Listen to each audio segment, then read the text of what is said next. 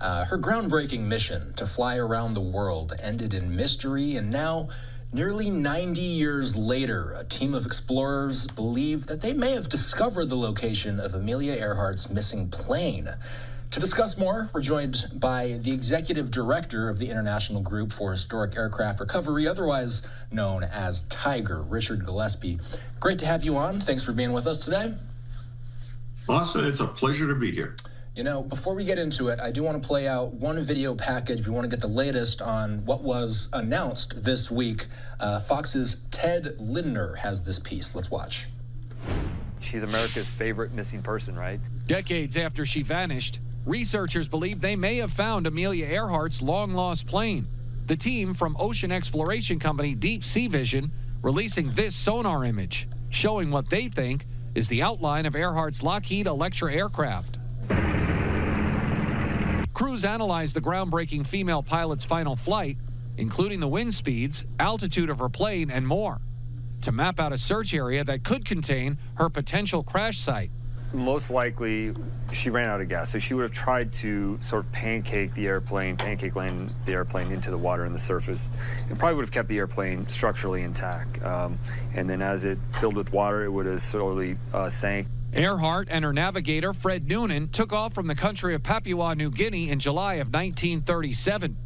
Earhart was on her mission to fly around the world and was heading for Howland Island in the Central Pacific. She made 6 radio calls on the way there. And each one of those radio calls gives us a really important clue. Using a high-tech submersible, the team searched thousands of miles of seafloor when they found an object more than 3 miles below the water, resembling the infamous plane. You see the twin vertical stabilizers in the back, and you see those very clearly in the image. The size of the aircraft and the dimensions are very close to what we'd expect for her aircraft. Crews say the potential site of the plane is about 100 miles west of Howland Island. They're aiming to quickly return with remote-controlled underwater vehicles to try and get better pictures of the object to confirm its identity. Ted Lindner, Fox News. All right, we thank Ted for that report, and we do want to bring up this image back on screen here. This was one of the more interesting images we saw as a part of that piece. So, you know, this is the image seen around the world at this point. What do you see in this photo? To me, in the comparison, it looks like the wings aren't quite right. It's really surprising to me that you could put those two images beside each other and say that sonar image looks anything like a Lockheed Electra. I mean, nothing is right. But, you know, I think part of what's going on here, Austin, is for generations now, everyone has looked for a simple, easy to understand, in-your-face solution to the Earhart mystery. And what everybody has hoped for, and people have spent millions of dollars trying to get, is a picture of Earhart's airplane on the bottom of the ocean.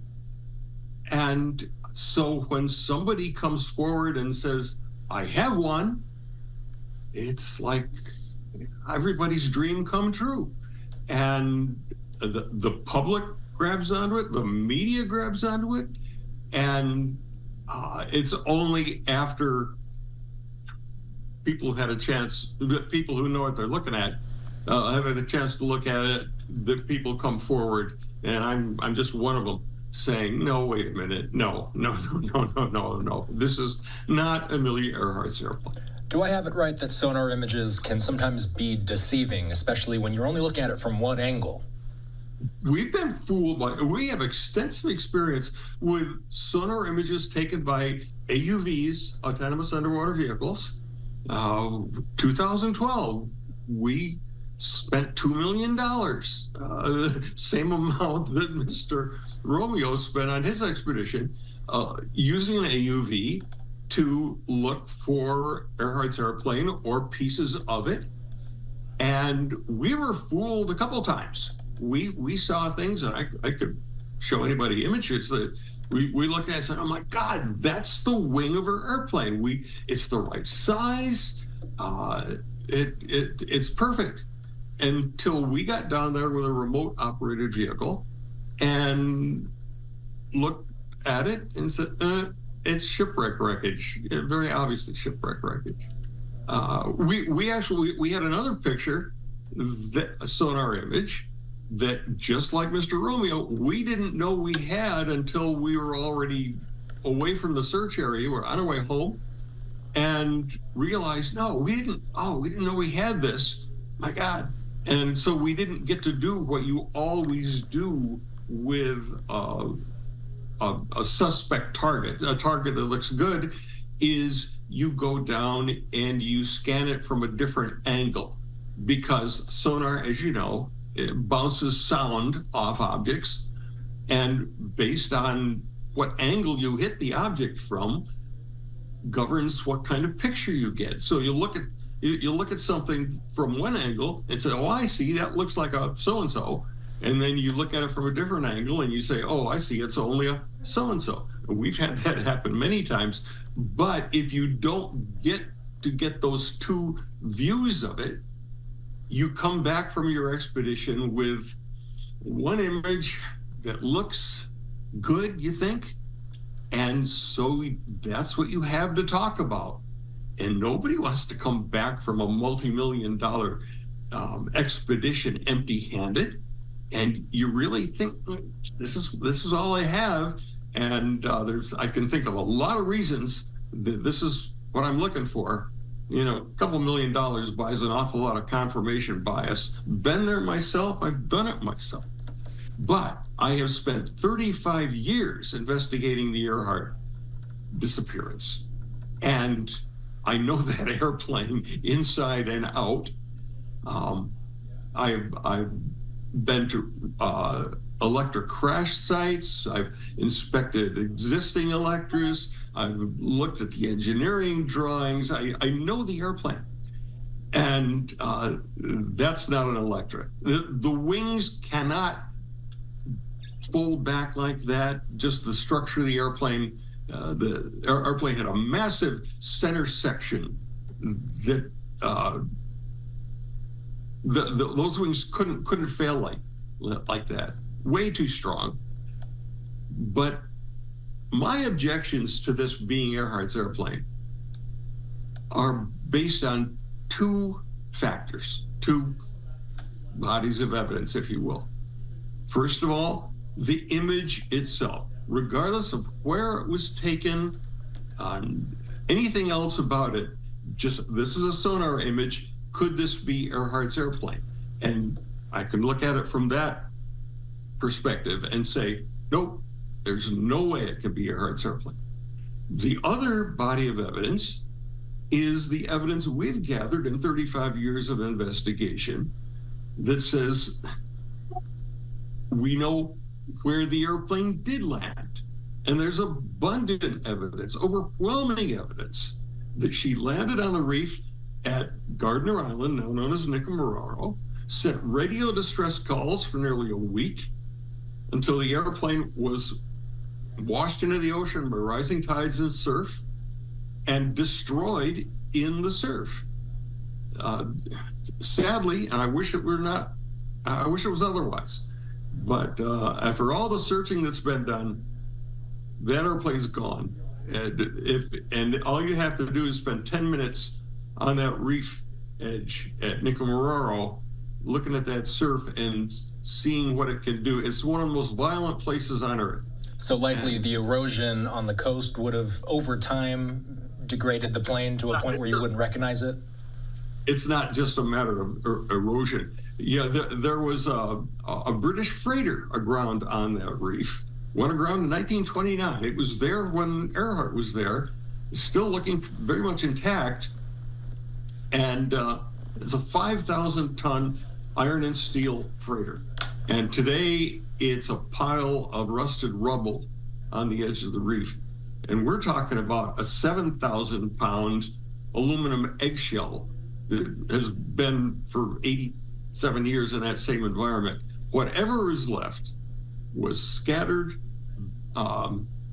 buried in underwater landslides, which are common. I've seen them myself from our ROV that was there. Pretty scary stuff. And grown over with coral.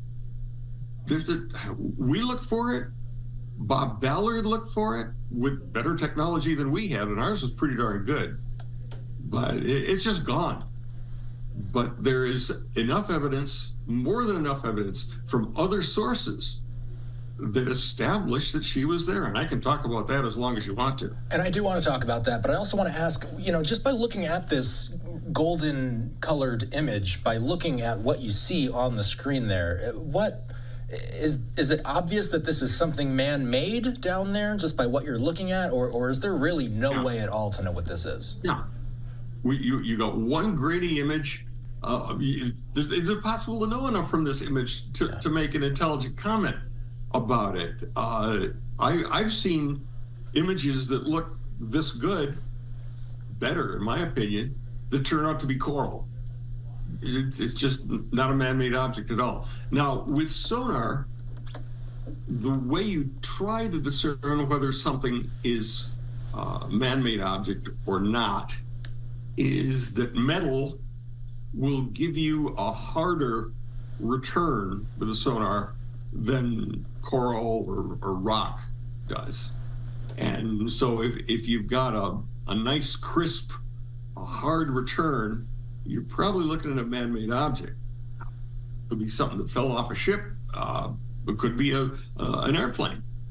That one can't be a Lockheed Electra, though.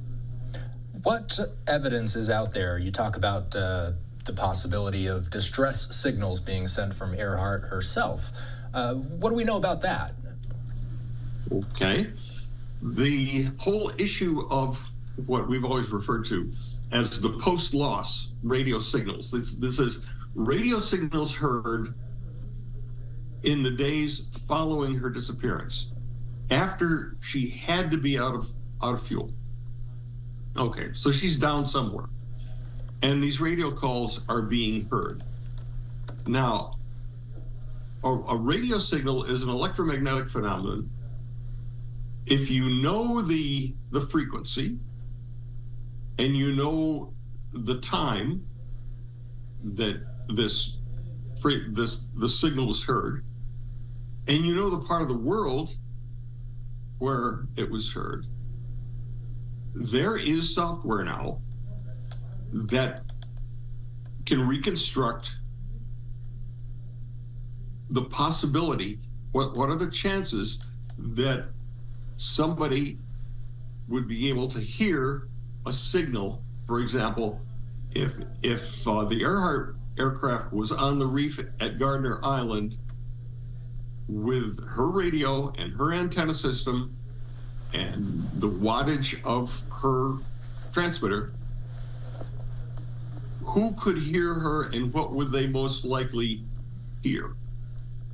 And what other explanations could there be for what they were hearing? Now, the first thing you need to understand is that Earhart's signals, most of them, were heard on a frequency called 3105 kilocycles. They were called kilocycles in those days. Today they're kilohertz, but 3105 kilocycles. And that's a pretty good frequency for a range of 300 to 400 miles. But beyond that, you're not going to hear anything intelligible.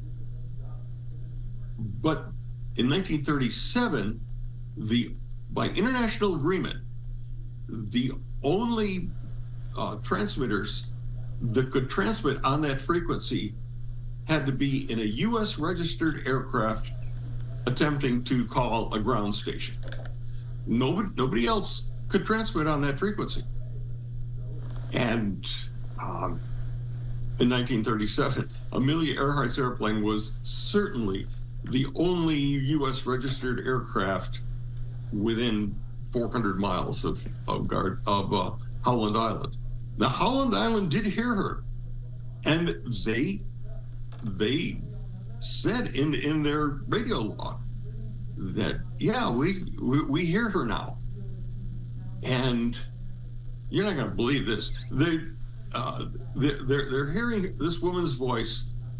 They start hearing it about 6 p.m. on July 2nd. Now, she's been missing, she's run out of fuel certainly no later than 12 noon. And it's 6 p.m. And they're hearing these signals. They can't make out what she's saying, but they can recognize her voice. And that's not unusual for high frequency radio. When it's marginal, you can hear the voice, but you can't remember exactly what they're saying. So they say, okay, we hear her now. And then they hear her a couple times. And then they hear a transmission, same type transmission, in a man's voice. And they say, wait a minute. That's a man's voice. Oh, I guess it's not her after all. Believe it or not, Fred. Yeah, but believe it or not, the people on the Coast Guard cutter Itasca were not even sure that Noonan was on the airplane. There had been no radio communication with the Coast Guard about Noonan. Everything was about Earhart. Noonan wasn't supposed to be involved in the radio. I mean, his job is celestial navigation. It was up to Earhart to find Howland Island with her radio direction finder. And so all of their correspondence was with Earhart. Now, newspaper reports certainly mention Noonan, but the guys on the Itasca at Howland Island aren't getting the newspaper. So they literally don't know. And that's in the radio log. There's not no information about whether Navigator is with her, that kind of thing. So it was really a huge screw up.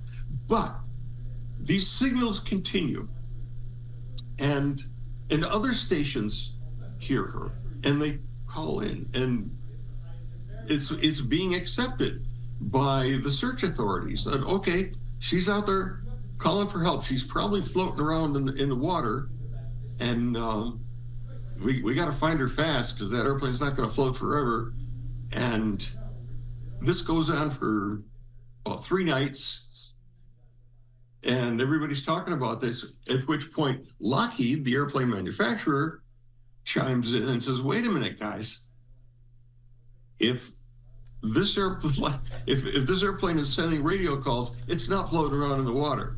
It'll float just fine, but the radios are going to be wet because of where they're mounted in the airplane.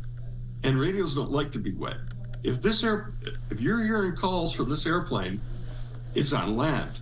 Not only that, these signals have been going on so long, periodically, but going on so long that she's had to recharge her battery. And the only way she can do that is with the generator that's on the right-hand engine. So she's got to be able to run the right-hand engine to recharge the battery to send the radio calls. Well, she can't run the engine unless the wheels are down. She's made a landing, a safe landing. She has not crashed. She's made a safe landing. She's able to recharge her battery by running the engine. And this goes on night after night. And our research showed that these credible radio transmissions from Earhart only occur when the water level on that reef, on that island, was low enough because of the tide. The water level was low enough for the prop to clear. You can't have that prop hitting the water. Can't do it. So what we see on these credible calls is they continue while the tide's out. But as the tide comes in, when the water level reaches a point where it's going to interfere with the prop, and that's about a foot of water. When you start running into danger of hitting the prop, the signals stop. And they don't start again until the tide goes back out several hours later. And this goes on night after night, and it tracks perfectly. So we look at something like that, we say, whoa, this is real. The other thing that happens is Pan American Airways has been flying scheduled passenger service across the Northern Pacific for about a year. And they have radio direction finding stations in Hawaii, Midway and Wake Island that they used to guide the Pan Am clippers across the Northern Pacific. Well, the guys at Pan Am, Fred Noonan used to work for them, and they're hearing this too. And when they're not guiding a clipper, they're tuning these things in and taking bearings, and the distance is greater than they're set up to usually use. But the way those direction finders work, the Adcock system, doesn't rely on distance so much as the duration of the call. If you hear it long enough, you can adjust the antenna so that to get a bearing. And they were able to get 5 radio bearings that they considered to be good bearings on these signals, and they cross at Gardner Island, just right there, just a few miles from Gardner Island, and she's got to be on land. So, and this was all known at the time, and the Navy said, well, okay, I guess she must be, if all this is legitimate, she's got to be on Gardner Island and on land. So how do we check that out? Well, they send a battleship from Hawaii, USS Colorado.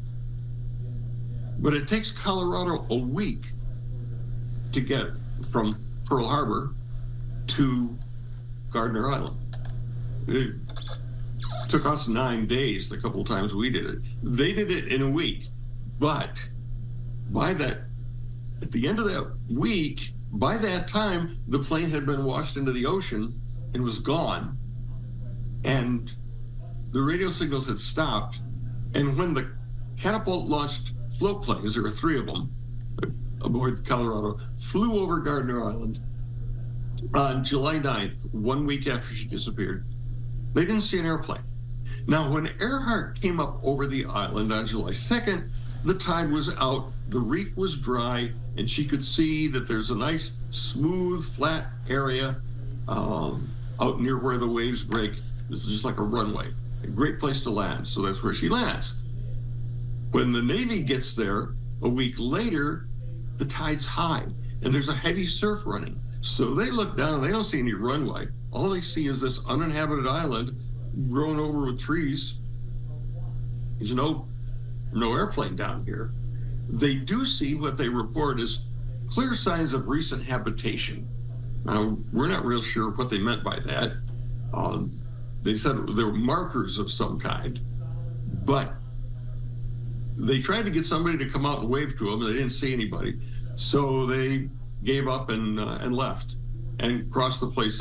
She's not here. There's no airplane here. It must be that all those radio signals were somehow bogus.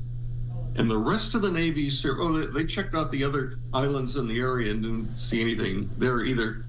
So they said, all right, well, all those signals must have somehow been misunderstandings or just bogus. And she must have just crashed at sea. And we're going to look for floating wreckage and life rafts and so forth. And of course, they didn't find anything. And at the end of the day, they concluded, no, she crashed and sank before we could even get out here. And so we didn't do anything wrong, but yeah. So if there's evidence out there, why is it that people still look in areas that are so far off from the area you're talking about, the island, Gardner Island? Is it because a body was never found? Bodies were never found. The plane was never found. Is that why we still see headlines about people finding objects like they did this week? Oh, look, the whole Gardner Island theory, nobody was looking into that until we started doing it in 1988. Before that, it was the official version of the Navy. Remember, back in 1937, they concluded she didn't crash on this island. The radio signals are bogus. She crashed at sea. That's what happened, and that was the official version. And that was the official version until the Japanese attacked Pearl Harbor. At which point I said, wait a minute, the Japanese. Yeah, maybe they're the culprits. And that's when the whole Japanese capture nonsense began. And that built through the 1960s and into the 70s. And then there was a backlash against that. That's ridiculous. There's no evidence that she was captured by the Japanese. She must have crashed at sea. No, she was captured. No, she crashed at sea. And at that time, we'd been doing other work. We weren't involved in the Earhart thing at all. And when somebody would ask me, well, what do you think happened to Amelia Earhart? I'd say, hey, it's pretty intuitive, you know. Big ocean, tiny island, limited fuel. She probably ran out of gas and ditched. So then would the next step there be to look, and maybe you've already done this, to look in the immediate vicinity around the perimeter of the island for any perhaps wreckage? The immediate perimeter around Gardner Island? Yes. Yeah. Well, once we figured out that that's where she was, that's where she landed, that's exactly what we did. We did it in 1991 with a towed array side scan sonar, searched all around the edges of the island. Once we had figured out exactly where the airplane landed on the reef, then we concentrated our efforts in that area, which is the northwest end. And I'll tell you how we identified that area where she landed. At first, we were going mostly on native stories of the people that later lived there that talked about seeing airplane wreckage on the beach and on the reef edge, and didn't know what airplane it was. But stories are just stories. You can't count on that. But in 2010, our forensic imaging specialist, a fellow named Jeff Glickman, the best in the business, spotted something in a photograph taken in October 1937 by a British expedition that went to Gardner Island. They weren't looking for Earhart. They were there to check the place out for future colonization. And they had some Gilbertese Islanders with them to evaluate the place. And there were a couple of British colonial officers there. And one of them, a fellow named Eric Bevington, was taking pictures. And he took one picture that showed the western shoreline of Gardner Island. And you can see the old shipwreck there on the reef. But in the extreme left-hand side of the frame, there's something sticking up out of the water on the reef. And on an uninhabited island, nobody'd ever lived there, there shouldn't be anything sticking up out of the water. And we said, what is that?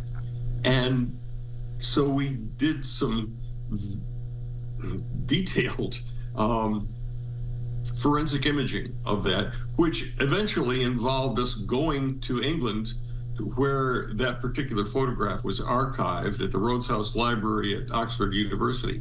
And we got a super high resolution copy of that image.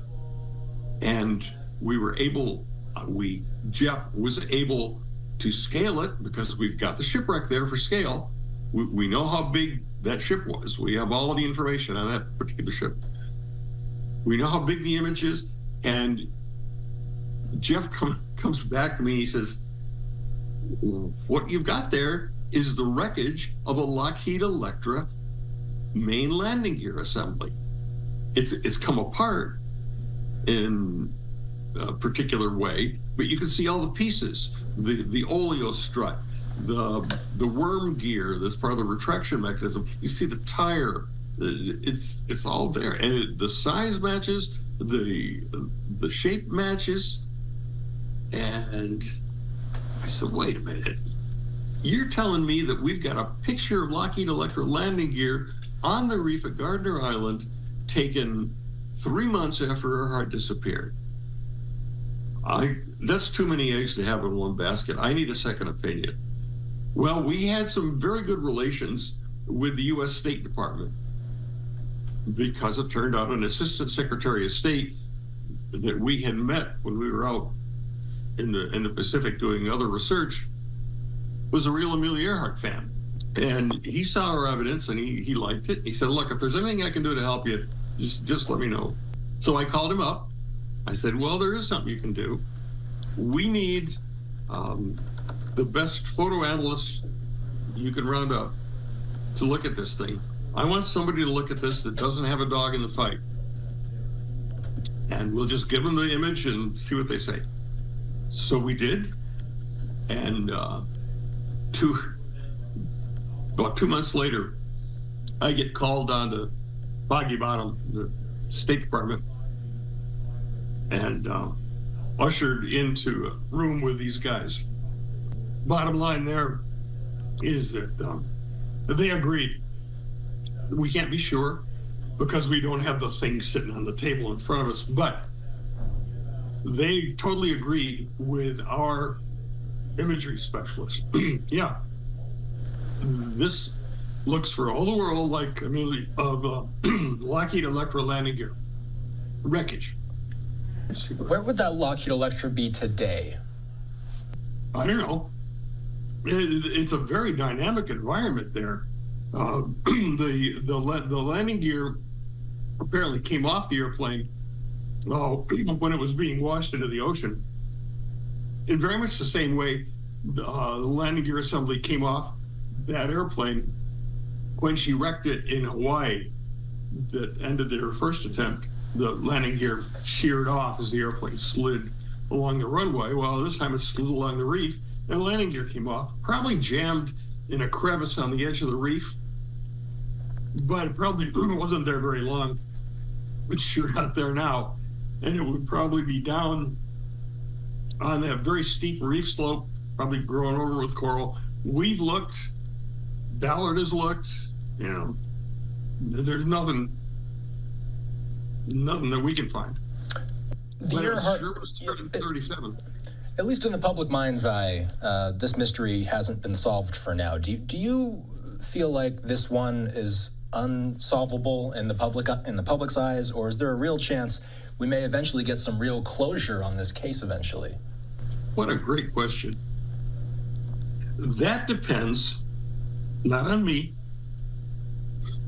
It depends on the public's willingness to make decisions about mysteries based on evidence, facts.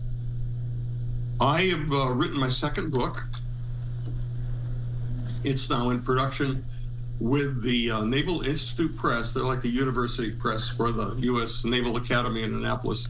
They published my first book, too. The title is One More Good Flight, The Amelia Earhart Tragedy. And it covers the whole story, our whole 35-year investigation, and everything in there is documented with primary source material. I don't ask anybody to accept my interpretation of a sonar image or something like that. It's if I say this happened, there's a footnote that takes you back to the documents that establish, that is what happened. And I take it, the book takes Earhart's life from 1928 when she flew the Atlantic as a passenger, right up through the final flight and what really happened, and then what happened afterward, which is just as interesting. How the government reacted to her disappearance, what they did and didn't tell the public about it for a long time. They were, for one thing, the Roosevelt administration didn't want to release the Coast Guard's official report because that official report absolutely trashed Earhart for her incompetence and negligence and on. But Roosevelt was closely identified with the Roosevelt administration. and it would be politically damaging for her reputation to be damaged. So they sat on it. And so the public had this thing, well, this great pilot mysteriously disappears, and boy, there's no good explanation for it. Boy, that's the way to create a mystery. And if you keep her reputation intact, she becomes this icon, and that's where we are today. So it's a fascinating story, but it's all in the book. It's a big book, and it'll be released in September. And so I say, all I can do is present the truth with the facts that are documented as facts. And if the public, whatever members of the public choose to accept the facts, they will accept that the mystery is solved. Richard Gillespie, we do have to leave it there. I appreciate your time today. We can't thank you enough, especially as you're getting over your cold. The International Group for Historic Aircraft Recovery, also known as TIGHAR, will be looking out for any work that you guys are doing in the near future. Of course, we'll be following this story closely that broke this week as well. We appreciate your analysis. Take care. Thank you. My pleasure.